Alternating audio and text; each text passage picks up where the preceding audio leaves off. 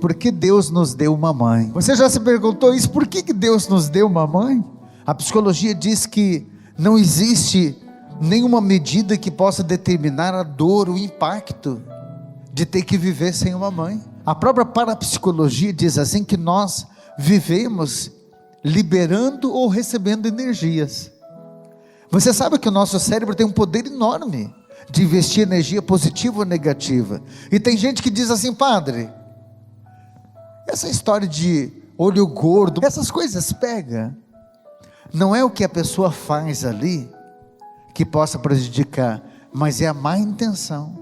É você investir uma energia negativa sobre a outra pessoa. E tem gente que não tem mecanismo de defesa. Graças a Deus você está aqui, né? Graças a Deus você veio para essa Santa Missa. Você talvez nem sequer imagina o mecanismo de defesa que você recebe contra todo o mal. Mas tem muita gente que não tem isso. E quando a gente recebe energia positiva, a gente é motivado. E essa energia positiva que você recebe, ela pode formar o que a gente chama de catexia. São energias investidas, energias que nos fazem bem, nos impulsiona. E não há ninguém capaz de liberar energia boa, positiva, como uma mãe.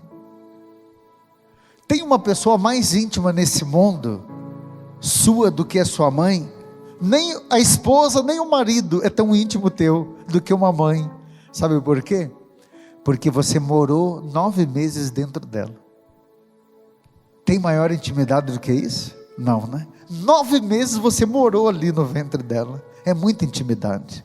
A própria psicologia diz que quando a criança chega na adolescência, ela sente uma certa estranheza. Por isso que o filho começa a ficar meio estranho com a mãe e com o pai. Não é porque não gosta da mãe e do pai, é porque a intimidade é tão grande que começa a criar uma certa estranheza na criança. Isso é uma matéria de estudo da psicologia. A criança quer uma certa liberdade, mas ao mesmo tempo não vive sem a mãe. E eu vou dizer uma coisa para você: talvez a tua mãe nunca foi aquela de demonstrar muito carinho. Como dizia uma vez um jovem que estava comigo internado numa casa de recuperação, e eu dizia assim para ele: não diga que a tua mãe era má, que a tua mãe era ruim. Alguma coisa a tua mãe tinha que demonstrava o amor por você. E comecei a entrar na vida dele. Eu acho que foi Deus que me inspirou a fazer uma pergunta: quando você chegava da rua, às vezes não tinha um pratinho feito lá no forninho ou em cima do fogão esperando por você? A tua mãe não deixava? Ele ficou me olhando sério e disse: nossa, padre, parece que o senhor até conhecia minha mãe. Ela deixava mesmo. Quando você estava doente, a tua mãe, mesmo bruta do jeito que você está contando, mas a tua mãe não fazia algum remédio para você? E os olhos começaram a nadar em lágrimas. E ele dizia: poxa, padre, por que eu não percebi isso antes? Eu achei que minha mãe não me amava. Eu disse: talvez ela não sabia como expressar o amor. Mas como o padre está dizendo, a gente trabalha recebendo energia. Ninguém nesse mundo liberou tanta energia positiva para você como tua mãe, filho. Eu não sei se você está entendendo por que Deus nos deu uma mãe. Mas eu digo assim, muitas pessoas aqui sabem de fato o que significa viver sem uma mãe. Como dói. E digo assim que poucas coisas nesse mundo são tão importantes na nossa vida como uma mãe. Poucas coisas nesse mundo de fato nos fazem tanta falta como a falta que uma mãe faz. Tem um grande psicólogo chamado Vygotsky. Ele diz assim, que uma pessoa que precisa viver sem a mãe, uma pessoa que ficou sem a mãe, nunca mais vai voltar a sorrir como antes. Eu confesso, quando eu li isso num livro chamado Linguagem dos Sentimentos, gente, eu precisei fechar um pouco a página e rezar, pedir para Deus: Senhor, Me dê a graça de ter minha mãe por muito tempo, porque eu não sei ainda o que é viver sem uma mãe. Quando ele dizia, a minha experiência de psicólogo é, quem precisou viver sem uma mãe nunca mais voltou a sorrir como antes. Porque quando a gente perde uma mãe, a gente perde o chão, dizia ele. Quando a gente perde uma mãe, a gente perde a estabilidade. E vamos e venhamos, filho. Só pelo fato de você saber que tem uma mãe, você sente uma certa segurança. Qualquer coisa você corre lá. Você passa a administrar a tua vida, recebendo energia, porque a mãe sempre está preocupada. Quem é mãe aqui sabe disso. A mãe não dorme enquanto o filho não chega. Às vezes o filho, Deus me perdoe, está lá na biqueira, está com más amizades, está correndo perigo, porque nessa madrugada fora aí, só Deus sabe o que esse jovem passa. A mãe não pode estar lá, mas está liberando energia boa, está rezando pelo filho, está pedindo, Senhor, proteja. E o filho, ele tem uma redoma de mecanismo de defesa, que talvez essa criatura nem saiba disso. Sabe, gente, que a mãe, ela faz falta para tudo. Ela faz falta para a gente partilhar, ela faz falta para nos apoiar. Eu me lembro que uma vez perdi um emprego antes de entrar para o seminário, e cheguei em casa tão desolado com aquela perda de emprego, porque imaginava que ia seguir carreira lá, nem sabia que Deus tinha um plano para mim de levar a palavra dele. Cheguei em casa um dia, e quando minha mãe me viu naquele estado, eu disse, mãe, eu já sei que a senhora vai brigar comigo, porque minha mãe falava mesmo, mas eu perdi o emprego de novo. A mãe olhou para mim e ela disse, filho, Deus tem mais para te dar, não vai faltar comida aqui para você. Foi como se ela me abraçasse e dissesse, eu estou aqui, filho. Então assim, me perdoe, mexer um pouco na ferida hoje, para você que precisa viver nesse mundo sem uma mãe, que talvez sente até saudade do cheirinho da mãe, mas eu preciso mexer um pouco na ferida, para fazer você entender, por que é que Deus nos deu uma mãe, por que é que naquela passagem bíblica, João 19:25, preste atenção, a palavra de Deus diz assim, junto à cruz de Jesus, estava de pé sua mãe, a irmã de sua mãe, a mulher de Cleófas, Maria Madalena, e quando Jesus viu sua mãe perto dela, o discípulo que amava disse, eis aí sua mãe, e daquela hora em diante ele levou Maria para casa. Preste atenção no que eu vou dizer, a teologia diz assim, que tudo que Jesus confiou aos apóstolos, ele confiou a todos nós. O que Jesus confiou aos apóstolos, ele confiou a você e a mim. Jesus disse para os apóstolos, certa vez, perdoar os pecados. E eu pergunto, você precisa perdoar, sim ou não? Precisa, porque ele disse aos apóstolos. Jesus, certa vez, em volta da mesa da ceia, ele disse, fazei isso em memória de mim, quando ergueu o pão e o vinho. Até hoje nós celebramos a missa, e você participa, porque ele disse para os apóstolos. E aqui ele disse para um apóstolo, eis aí sua mãe. Então ele diz, eis aí sua mãe, só para os apóstolos? Só para aquele apóstolo? Disse para você também. Então eu vou dizer para você, filho, acalma esse coração, porque talvez você olhou para mim dizendo, padre, o senhor precisava mexer nessa ferida que estava quieta? A minha mãe já partiu faz tanto tempo, mas toda vez que eu ouço falar dela, eu me sinto um órfão, eu não sei viver sem ela, eu não me acostumo com essa dor. Mas eu preciso dizer para você, filho, que você não precisa viver sem uma mãe. Você não tem que viver sem mãe, porque o Senhor nos deu uma mãe.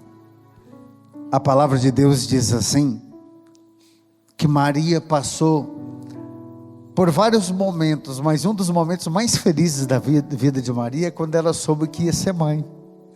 E eu pergunto para você, mulher que tem filho, foi ou não foi a maior alegria da tua vida quando você soube que estava grávida? Sim ou não? Tem mulheres que ficam bobas de alegria. E Nossa Senhora também diz a palavra em Lucas 1, versículo 30, Só ouça. Diz o anjo: você ficará grávida e dará à luz um filho, e lhe porás o nome de Jesus. Ele será grande e será chamado Filho do Altíssimo. O Senhor lhe dará o trono do seu pai Davi, ele reinará para sempre. O seu reino jamais terá fim. Aí depois a palavra diz em Lucas capítulo 1, a partir do versículo 42, que a alegria de Maria, ao ficar grávida, foi tão grande, que Maria Santíssima inventou até uma música, um cântico, chamado Magnificat. A minha alma glorifica o Senhor, meu espírito exulta em Deus meu Salvador, porque o poderoso fez em mim maravilhas. Desde agora todas as gerações haverão de me proclamar bendita. Isso foi uma música. E aí a gente começa a perceber a vitória de Maria aqui, quando ela foi acompanhando cada passo de Jesus. Se tem alguém que acompanhou Jesus em toda a trajetória, é a Nossa Senhora. Desde o momento que ela concebeu aquela criança, até o momento que ela teve que pegar o filho morto nos braços, descendo daquela cruz. Eu pergunto para você que está aqui: tem dor maior nesse mundo do que viver sem uma mãe? Tem dor maior nesse mundo do que sepultar uma mãe? O pior que tem. Pior do que sepultar uma mãe, é uma mãe sepultar o filho. E sabe o que é bonito em Nossa Senhora? Que Maria Santíssima sabia de tudo. Nossa mãe sabia que estava gerando algo que não era para ela. Ela estava gerando algo que era para Deus. Hein, filha? Eu vou dizer para você que talvez já sepultou um filho. Você não imagina a graça que você recebeu do Senhor, de você continuar de pé depois de sepultar um filho ou uma filha. Porque se você teve a coragem de fazer isso, pode ter certeza, você vai ser reverenciado no céu. Porque somente continua vivendo quem tem que sepultar um filho, quando entende que a gente não cria filho para nós, a gente cria para Deus. Aliás, nós também não pertencemos a esse mundo, a gente pertence a Deus, tudo é de Deus. É por isso que diz a primeira lei de Deus, que nós devemos amar a Deus sobre todas as coisas. E eu encerro aqui falando das 7 dores de Nossa Senhora. Existe uma devoção das 7 dores de Nossa Senhora, que está na Bíblia, João 8:10, a profecia de Simeão, que diz: uma espada lhe transpassará a alma. O profeta diz para Nossa Senhora que uma espada iria transpassar a alma dela, quando diz a ela que aquele filho que ela amava tanto, iria parar numa cruz. Uma espada lhe transpassará a alma. É como se ele dissesse: não se alegre muito, eu sei que você fez até um cântico, você fez até uma música de tanta alegria que você ficou. Você subiu e desceu montanhas para ir visitar sua prima Isabel, para contar daquela criança que você tinha no teu ventre. Mas não se alegre muito, porque esse filho não é para você. Esse filho você vai ter que entregar para Deus. Diz que naquele momento uma espada transpassou a alma de Nossa Senhora. A segunda dor de Maria está em Mateus 2:13, a fuga para o Egito. Ô mulher que sofreu, quando teve Jesus, Herodes mandou matar as crianças de 2 anos para baixo, e Maria teve que fugir para o deserto, para esconder a cria dela, o filho dela. Qual é a mãe que não faz de tudo para salvar o filho, né? Qual é a mãe que não se vira nos 30, dá até a vida se for preciso para salvar o filho? Assim foi Maria. A terceira dor de Nossa Senhora está em Lucas 2:41, os 3 dias que Jesus esteve perdido lá no templo. E quando Maria volta, vê o filho pregando para os doutores da lei. Ele tinha 12 anos. Você acha que Maria ficou só orgulhosa de Jesus pregando para os doutores da lei? É como se você tivesse um filho com 12 anos de idade, de repente o filho desaparece, você chega aqui na paróquia São Rafael, e ele está pregando para o padre Cleberson, explicando a Bíblia para mim. Por que Maria naquele momento sentiu uma dor profunda? Porque ela percebeu: está chegando a hora, eu vou perder o meu filho, ele é o Filho de Deus. A quarta dor de Nossa Senhora é o encontro com Jesus levado à cruz. Lucas 23:26. Quando Jesus estava carregando aquela cruz e Maria viu o filho dela naquela situação.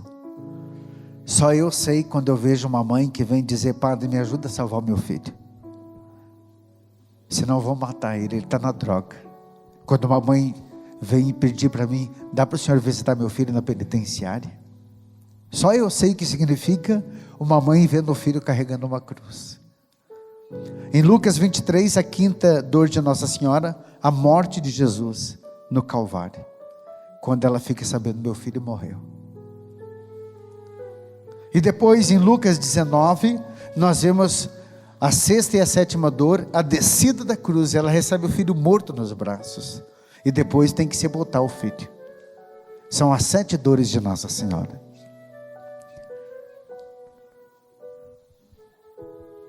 Seu amor lhe trouxe força para lutar.